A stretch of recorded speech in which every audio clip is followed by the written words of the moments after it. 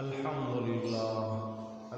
لله وكفى والصلاة والسلام على من لا نبي بعده صاحب التاج والمعراج سيد الإنس والجنات محبوب رب الأرض والسماوات الذي اسمه مكتوب في الإنجيل والتوراة أرسله الله تعالى بالحق بشيرا ونذيرا وداعيا إلى الله بإذنه وسراجا منيرا أما بعد فأعوذ بالله من الشيطان الرجيم بسم الله الرحمن الرحيم شهر رمضان الذي أنزل فيه القرآن هدى للناس وبينات من الهدى والفرقان وقال تبارك وتعالى يا أيها الذين آمنوا كتب عليكم الصيام كما كتب على الذين من قبلكم لعلكم تتقون آمنت بالله صدق الله العظيم إن الله وملائكته يصلون على النبي يا أيها الذين آمنوا صلوا عليه وسلموا تسليما اللهم صل على محمد وعلى آل محمد كما صليت على إبراهيم وعلى آل إبراهيم إنك حميد مجيد اللهم بارك على محمد وعلى آل محمد كما باركت على إبراهيم وعلى آل إبراهيم إنك حميد مجيد اما بعد میرے مسلمان بھائیوں، سورہ بقرہ کی ایک دو آیات کریمہ آپ کے سامنے میں نے تلاوت کی۔ اللہ جل جلالہ نے اپنے کلام میں ارشاد فرمایا کہ وہ تھوڑے دن ماہ رمضان ہے جس میں قرآن عظیم الشان بھیجا گیا، جس کا ایک وصف یہ ہے کہ لوگوں کے لیے ذریعہ ہدایت ہے، اور دوسرا وصف واضح الدلالت ہے من جملہ ان کتب کے جو کہ ذریعہ ہدایت بھی ہے اور حق اور باطل میں فیصلہ کرنے والی کتاب بھی ہے۔ میرے دوستو، اور دوسری آیات کریمہ میں اللہ جل جلالہ نے فرمائے ایمان والو تم پر روزے فرض کیے گئے ہیں جس طرح کہ تم سے پہلے لوگوں پر فرض کیے گئے تھے، تاکہ تم لوگ اللہ سے ڈرو اور تقوی اختیار کرو۔ میرے دوستو، رمضان کو رمضان کہنے کی وجہ کیا ہے، اس کے متعلق تھوڑی سی بات کریں گے۔ یہ قمری مہینوں میں سے 9واں مہینہ ہے رمضان المبارک۔ اس کی وجہ تسمیہ حدیث شریف میں یہ آئی ہے فَإِنَّهَا تَرْمِزُ الذُّنُوبَ، یعنی یہ رمز سے نکلا ہے، اور رمز کے لغوی معنی ہے عربی میں جلا دینے کے۔ چونکہ مہینے میں یہ خصوصیت ہے کہ مسلمانوں کو گناہوں سے پاک کر دیتا ہے، گناہوں کو جلا دیتا ہے، اس وجہ سے اس کو رمضان کہا جاتا ہے۔ یہ رمز سے ہے، بشرط یہ ہے کہ رمضان المبارک کا پورا احترام اور اس کے اعمال کا پورا اہتمام کیا جائے، اس لیے اس کا نام رمضان رکھا۔ اور ایک دوسری حدیث شریف میں آتا ہے رمضان اشہر اللہ، یعنی رمضان اللہ کا مہینہ ہے۔ حق تعالی جل جلالہ نے اس مبارک ماہ کی اپنی طرف خاص نسبت فرمائی، اور حدیث شریف میں ہے کہ رمضان شہر للہ، رمضان حق تعالی جل جلالہ کا مہینہ ہے، اور یہ ظاہر ہے کہ ہر چیز میں نسبت کی وجہ سے منسوب یعنی جس کی طرف نسبت کی گئی ہو وہ عظمت اور اثرات اس میں پیدا ہو جاتے ہیں۔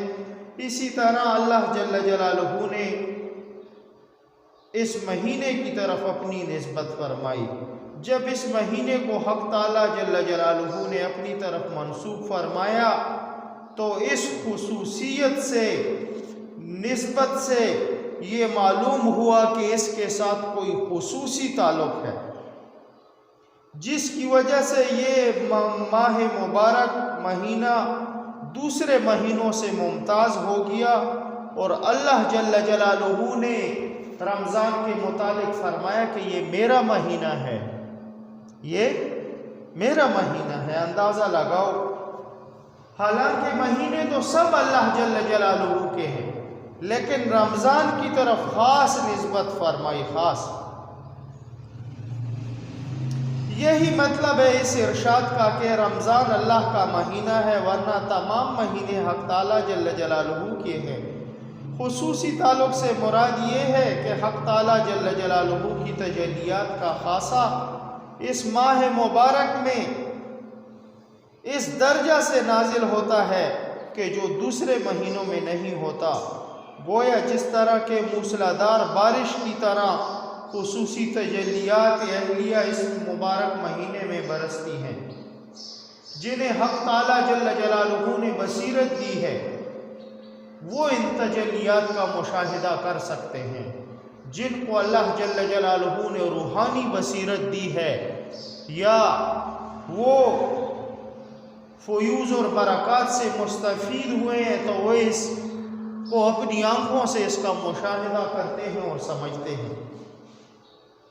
میرے دوستو، رمضان المبارک کا مہینہ ہی اللہ جل جلالہ کا آقا علیہ الصلوۃ والسلام کی امت پر ایک عظیم احسان ہے، ایک بہت بڑا احسان ہے اللہ جل جلالہ کا آقا علیہ الصلوۃ والسلام کی امت پر۔ اور حدیث شریف میں آتا ہے کہ حضرت ابو سعید خدری رضی اللہ تعالیٰ عنہ فرماتے ہیں کہ جناب نبی کریم صلی اللہ علیہ وآلہ وسلم نے ارشاد فرمایا، جب رمضان المبارک کی پہلی رات ہوتی ہے تو آسمان کے دروازے کھول دیے جاتے ہیں اور ان دروازوں میں سے کوئی دروازہ بھی رمضان شریف کی آخری رات تک بند نہیں کیا جاتا، اور کوئی مسلمان بندہ ایسا نہیں کہ رمضان شریف کی راتوں میں سے کسی رات میں نماز پڑھے مگر یہ کہ حق تعالیٰ جل جلالہ اس کے لیے ہر سجدے کے بدلے میں 2500 نیکیاں لکھے گا، 2500 نیکیاں ہر سجدے کے بدلے میں، اور اس کے لیے جنت میں سرخ یاقوت کا ایک مکان بنا دے گا جس کے 60,000 دروازے ہوں گے، اور ہر دروازے کے لیے سونے کا ایک محل ہوگا جو سرخ یاقوت سے آراستہ ہوگا۔ پھر جب روزہ دار رمضان المبارک کے پہلے دن کا روزہ رکھتا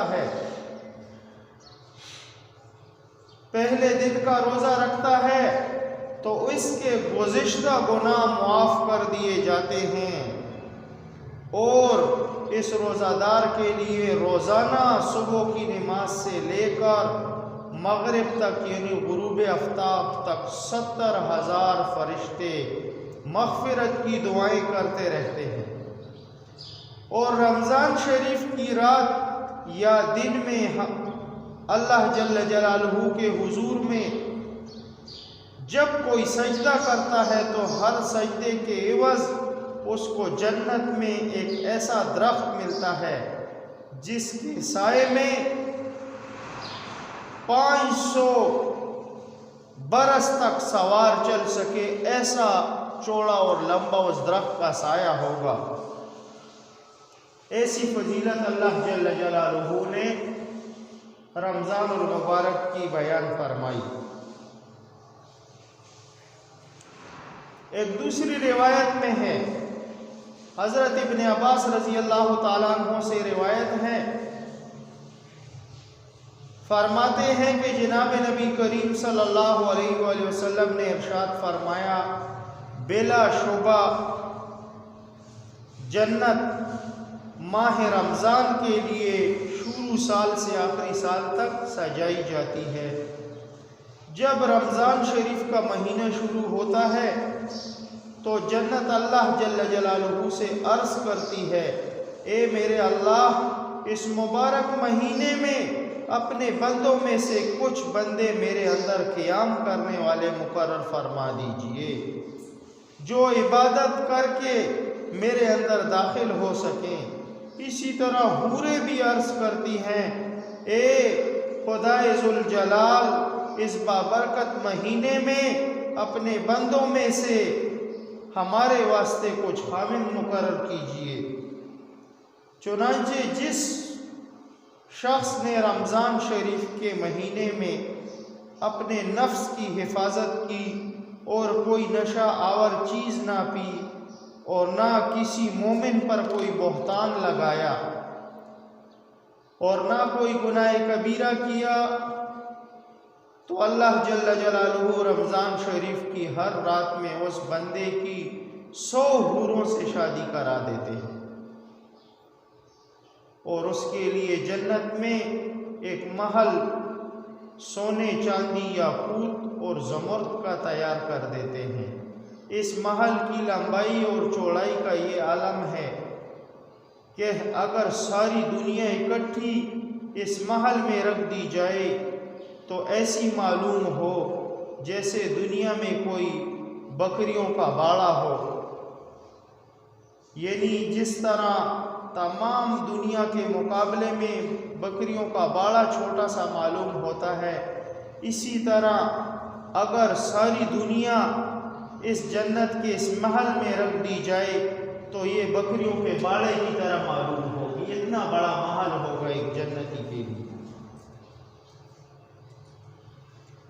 اور جس شخص نے اس رمضان المبارک میں کوئی نشہ والی چیز پی یا کسی مومن پر کوئی بہتان لگایا یا کوئی گناہ کبیرہ کیا تو اللہ جل جلالہ اس کے سال بھر کے نیک اعمال ختم کر دیں گے۔ لہٰذا رمضان شریف میں اس مہینے میں احتیاط کرو اور بے احتیاطی سے بچو، کیونکہ یہ اللہ جل جلالہ کا مہینہ ہے اور اس میں حد سے آگے نہ بڑھو۔ اپنی زبانوں کا کنٹرول، اپنی زبان سے ایسے الفاظ مت نکالو جس سے انسان کے روزے پر اثر پڑے۔ بعض باتیں ایسی ہیں رمضان المبارک کی کہ جس میں انسان کی زبان کا غلط استعمال اس کے روزے پر پڑ جاتا ہے، اس کا اثر۔ یعنی اللہ جل جلالہ نے قرآن عظیم الشان میں فرمایا، یا ایھا الذین آمنوا اجتنبوا کثیرا من الظن ان بعض الظن اسم ولا تجسسوا۔ اے ایمان والو، تم تجسس سے بچو، اجتناب کرو۔ ولا یغتب بعضکم، کینہ بغض اور حسد سے بچو۔ او یأکل لحم اخیہ، کیونکہ یہ اپنے مرے ہوئے بھائی کا گوشت کھانا ہے۔ اور یہ ہے کہ روزے کے دوران غیبت کرنا یہ روزے کو ختم کر دیتی ہے، اس سے روزہ ٹوٹ جاتا ہے انسان کا۔ غیبت ایک عظیم گناہ ہے، یا کسی پر بہتان لگانا یا کسی کی چغلخوری کرنا، ان چیزوں سے بچنا چاہیے، کیونکہ روایات میں آتا ہے کہ آقا علیہ الصلوۃ والسلام کے پاس ایک 2 روزہ دار آئے۔ مفہوم حدیث کا یہ ہے کہ انہوں نے پوچھا کہ اللہ کے محبوب، ہم روزہ افطار کر لیں؟ تو آقا علیہ الصلوۃ والسلام نے ان سے فرمایا کہ آپ تو پہلے ہی دوپہر کو گوشت کھا چکے ہو، آپ نے تو روزہ افطار کیا ہے۔ اور پھر یہ بھی نہیں، آقا علیہ الصلوۃ والسلام نے ان لوگوں کو کہا کہ کیف کرو، الٹی کیف کرو۔ جب کیف کی تو گوشت کی بوٹیاں گری۔ تو کسی کی غیبت کرنا یہ ایسا ہے جیسے اپنے مرے ہوئے بھائی کا گوشت کھانا۔ اور یہ معجزتاً آقا علیہ الصلوۃ والسلام کو پتہ چلتا تھا۔ اس وجہ سے آقا علیہ الصلوۃ والسلام نے ان سے کہا کہ کیا کرو، جب کیا کی تو انہوں نے گوشت کی بوٹیاں پھینکی۔ تو ان چیزوں سے انسان کو بچنا چاہیے، اپنی زبان کو اللہ کے ذکر کا عادی کرے، درود شریف زیادہ پڑھنا چاہیے اور مسنون دعائیں پڑھنی چاہیے، ذکر اذکار کرنے چاہیے، لیکن زبان کا غلط استعمال یہ نہیں ہونا چاہیے۔ زبان کو زیادہ تر انسان جو ہے خاموش رکھے بہتر ہے، یا اللہ کا ذکر کرے۔ اس وجہ سے حدیث شریف میں آتا ہے، آقا علیہ الصلوۃ والسلام نے فرمایا کہ جس نے مجھے دو چیزوں کی ضمانت دی اس کو میں جنت کی ضمانت دے دوں گا۔ ایک انسان کی زبان ہے اور دوسرا اس کا ستر عورت ہے، دوسرا اس کا ستر عورت ہے، زبان اور ستر عورت۔ فرمایا اگر ان دو چیزوں کی ضمانت کوئی مجھے دے دے میں اسے جنت کی ضمانت دے دوں گا۔ تو انسان کو کوشش کرنی چاہیے کہ اپنی زبان کا صحیح استعمال ہو، اپنی آنکھوں کا صحیح استعمال ہو۔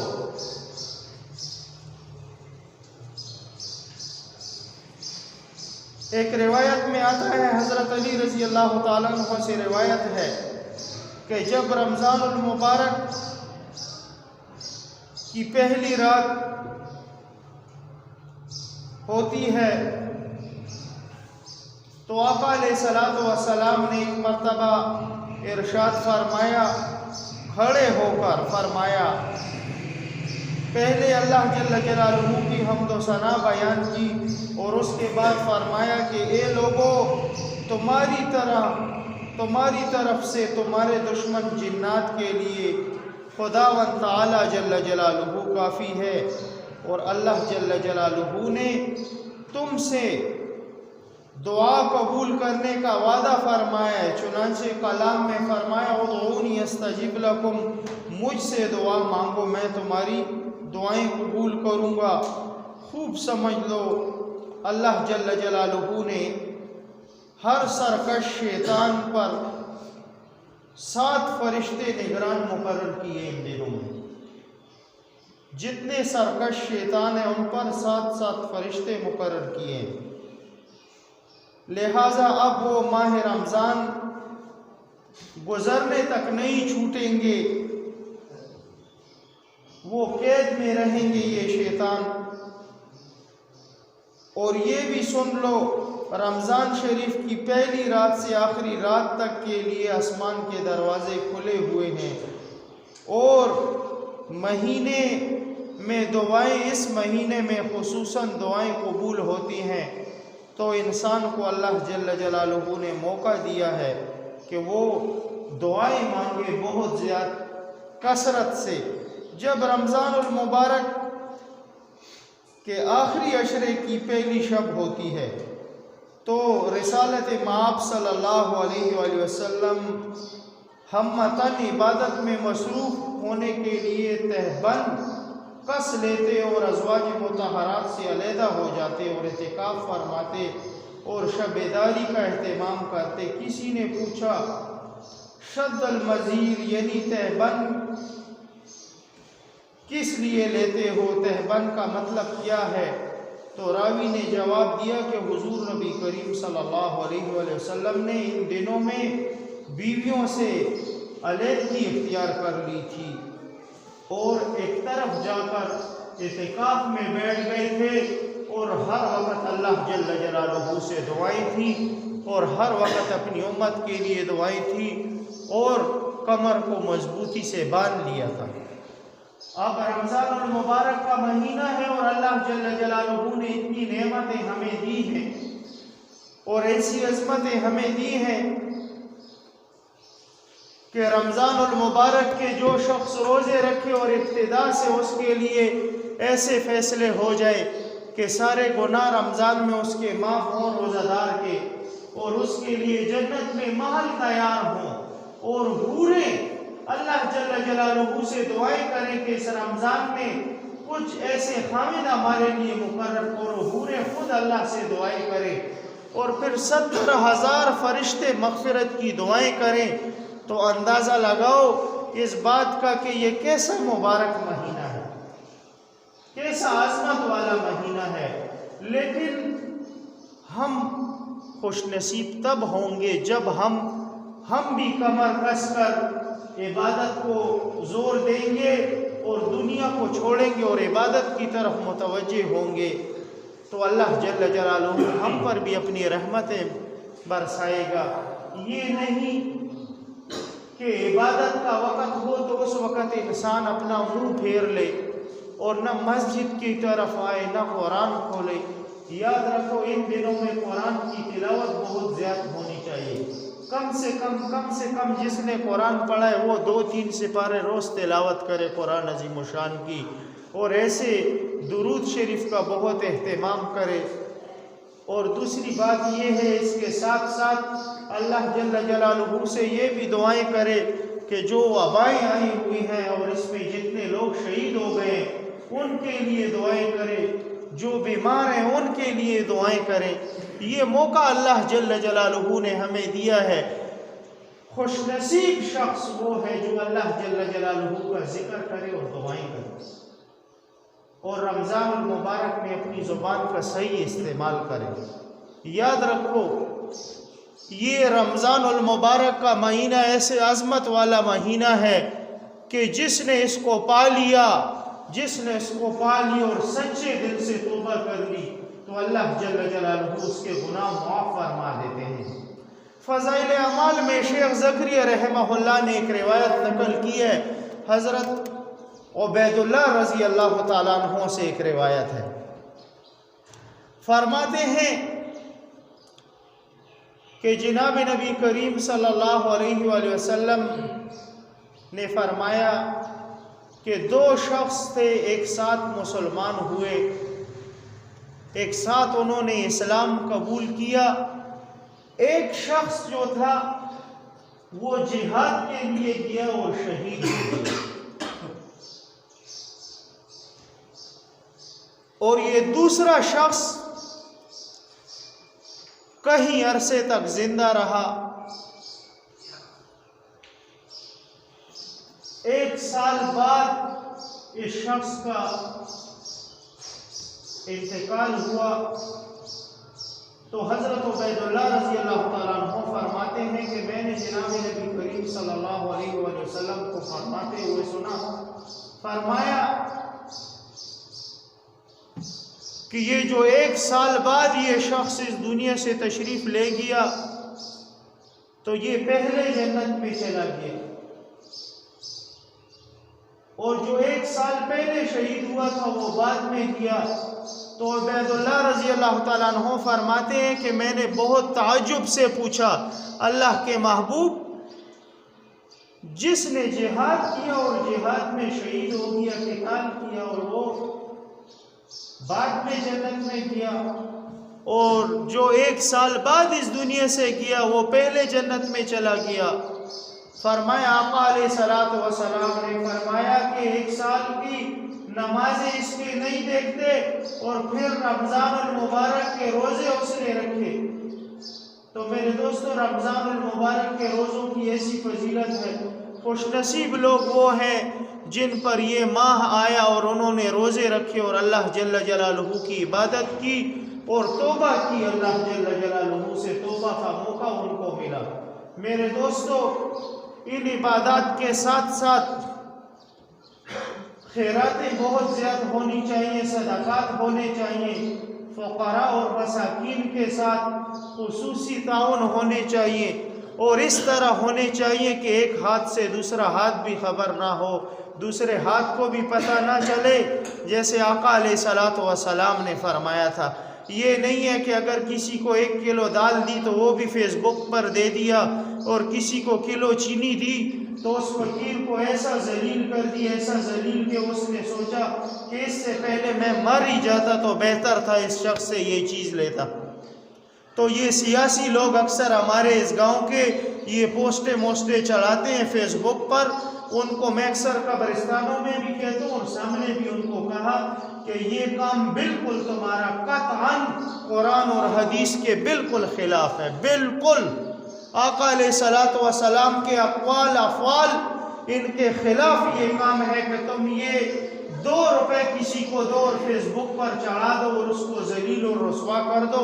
ایک سفید پوش آدمی جو غریب ہوگا بیچارہ، وہ کسی کے سامنے بالکل ہاتھ پھیلانے سے شرماتا ہے اور ہر وقت اللہ کے سامنے آنسو بہاتا ہے۔ تو ایسے لوگوں کو اگر ذلیل کر کے میڈیا پر لایا جائے تو یہ قطعاً جائز نہیں ہے۔ تو یاد رکھو میرے دوستوں اور بھائیوں، اگر کوئی زکوٰۃ دے یا خیرات دے، کوئی صدقہ کرے تو ایسے کرے کہ بالکل ایک ہاتھ سے دوسرے ہاتھ کو بھی پتہ نہ چلے۔ بعض لوگ فقراء ایسے بھی ہوتے ہیں جن کے دل کو تکلیف ملتی ہے، اس کو تم لوگوں کے سامنے ایک چیز دے دیتے ہو، بس وہ اس کے دل پر وہ بات وہ آہ سی لگ جاتی ہے کہ یار دیکھو لوگوں کے سامنے ہی اس نے ایسا کیا، اگر یہ چاہتا تو ایک طرف کر کے ایک سائڈ پر مجھے دے سکتا تھا، لیکن لوگوں کے سامنے اس نے مجھ پر ایک احسان سا کیا اور ذلیل کر کے مجھے یہ چیز دی۔ تو یاد رکھو ایسے احوال سے اپنے آپ کو بچاؤ۔ اور آخری یہ گزارش پھر بھی میری یہ ہے اپنے بھائیوں سے، ساتھیوں سے، کہ خدا را احتیاط کریں اور فضول رش کی جگہوں پر مت جائیں۔ فضول رش کی جگہوں پر مت جائیں۔ بہتر یہ کہ ایک طرف قرآن لے کر بیٹھ جائیں اور قرآن کی تلاوت کریں یا تسبیحات پڑھیں اور اللہ جل جلالہ سے دعائیں کریں۔ ورنہ یاد رکھو یہ موقع ہے ہمارے پاس، آپ دیکھتے ہو روزانہ جنازے۔ اللہ سے توبہ کرنی چاہیے ہمیں۔ میرے دوستو، یہ احتیاط علماء بھی کہتے ہیں اور ڈاکٹر بھی کہتے ہیں، سب کہتے ہیں ہمیں کہ احتیاط کرو، لیکن یہ پھر ہم لوگ احتیاط نہیں کرتے تو یاد رکھو کہ یہ پھر ہمارا خود کا قصور ہے، یہ پھر ہمارا اپنا ذاتی قصور ہے۔ ہم کسی کو پھر یہ نہیں کہہ سکتے کہ مجھے پتہ نہیں تھا، بلکہ احتیاط ہے۔ اللہ سے توبہ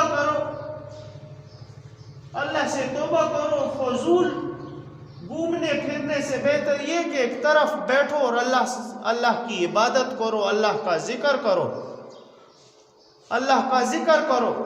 اور پچھلے جمعے میں بھی میں نے طالب علموں سے خصوصی کہا تھا، ان کے والدین سے بھی میں نے کہا تھا کہ اپنے بچوں کو ماسک پہنا کر بھیجو۔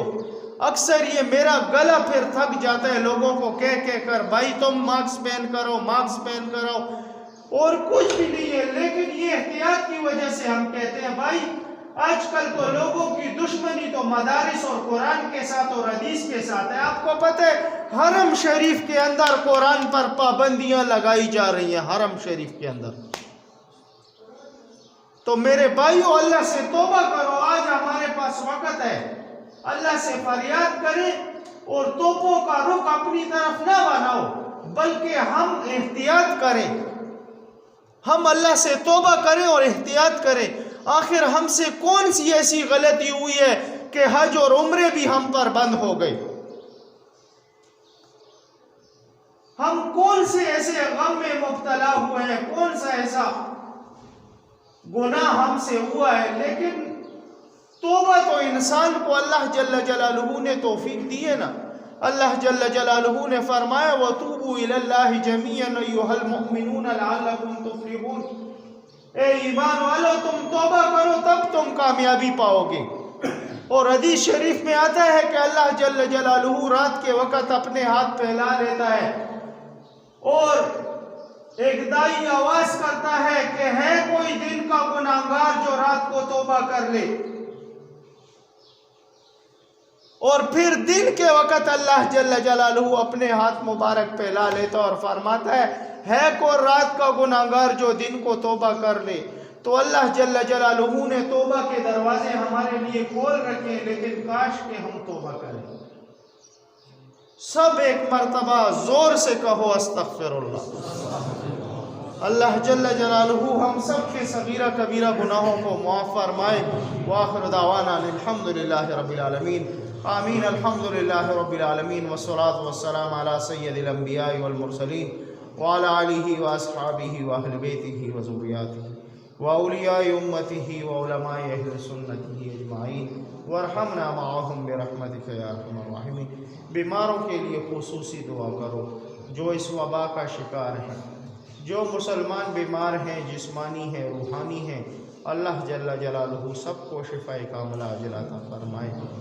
اللہ جل جلالہ منظور چاچا کو شفاء کاملہ عاجلہ عطا فرمائے، اور جتنے مسلمان بیمار ہیں گھروں میں، اسپتالوں میں، اللہ جل جلالہ سب کو شفاء کاملہ عاجلہ عطا فرمائے۔ جتنے ہمارے مسلمان بہن بھائی اس وبا سے شہید ہو گئے، اللہ جل جلالہ سب کو جنت الفردوس نصیب فرمائے۔ اللہ جل جلالہ آج ہمارے منیر بھائی کی سانس کا انتقال ہوا، اللہ جل جلالہ اس کو بھی جنت الفردوس نصیب فرمائے، اور جتنے ہمارے اس گاؤں کے بزرگ اور بچے اور بوڑھے اور زنانے، جتنے بھی آبا و اجداد ہمارے گاؤں کے تشریف لے گئے ہیں، ان میں سے اللہ جل جلالہ سب کی مغفرت فرمائے۔ اللہ جل جلالہ اپنے فضل سے، اپنے کرم سے اس وبا کو ختم فرمائے اور مسلمانوں کو نجات دلائے۔ اللہ جل جلالہ ہمارے لیے حج اور عمرے کے دوبارہ یہ پروگرامات شروع کر دے اور دوبارہ بحال فرما دے۔ اللہ جل جلالہ ہمارا رب ہم سے راضی ہو جائے۔ وصلی اللہ علی النبی الکریم برحمتک یا ارحم الراحمین۔